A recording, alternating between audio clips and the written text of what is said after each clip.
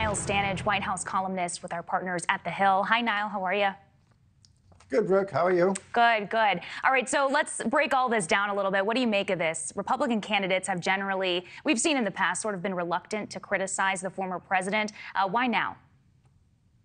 Because they're running against him and they have to beat him. That's the basic fact, the basic dynamic that is underlying all of this. And I think what we see when he makes a comment like this about the leader of North Korea is his rival candidates really try to take advantage of an opportunity. The relationship between Trump and Kim has been very volatile by any standard. I mean, you might remember the very first speech then President Trump gave to the United Nations was the one where he referred to Kim as a rocket man and said the US would be willing to totally destroy North Korea. Then later he said that we fell in love, in his words, after Kim wrote him beautiful letters. So that relationship is a peculiar one, to say the least, and I think we're seeing now rivals attempt to capitalize politically from this latest development.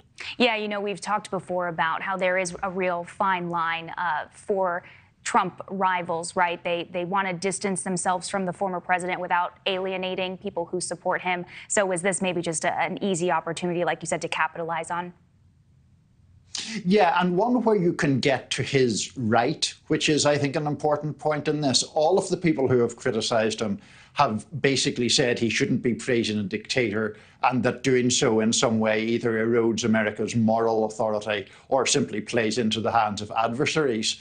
We've already seen in a broader sense Governor DeSantis trying to get to Trump's right on other issues. So I think it falls into that pattern. Though I take your point, they're all trying to thread quite a fine needle in relation to the former president's supporters.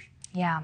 All right, let's stick with 2024 for a second. We also expect two more big names to officially enter the race for president this week, Christie and former Vice President Mike Pence. Do you see either of them impacting the poll numbers? They could impact the poll numbers. Whether they have a chance of winning, I'm more sceptical about. Former Governor Christie is really running as a specifically and directly anti-Trump candidate. The others are running basically as alternatives to Trump.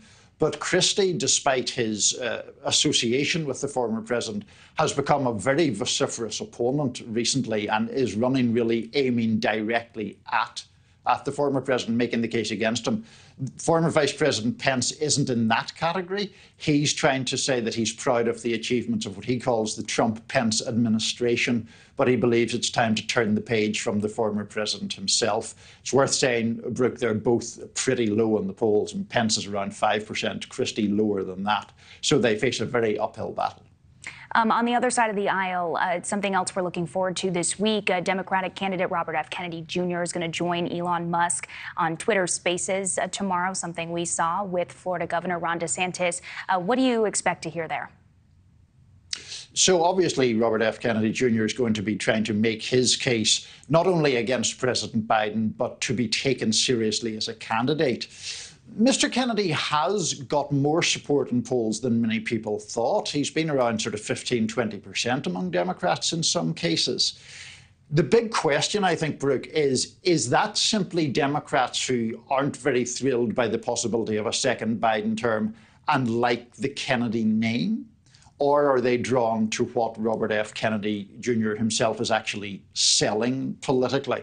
That is a more questionable idea, I think, given his opposition to vaccinations, including but beyond COVID and things like that. So it's going to be interesting to see if he can really become any kind of viable candidate under his own steam. A lot to watch this week. Niall Stanage, thank you so much. Thank you. Thank you for watching. Go to newsnationnow.com to find News Nation on your television provider. And don't forget to click the red subscribe button below to get more of News Nation's fact-driven, unbiased coverage.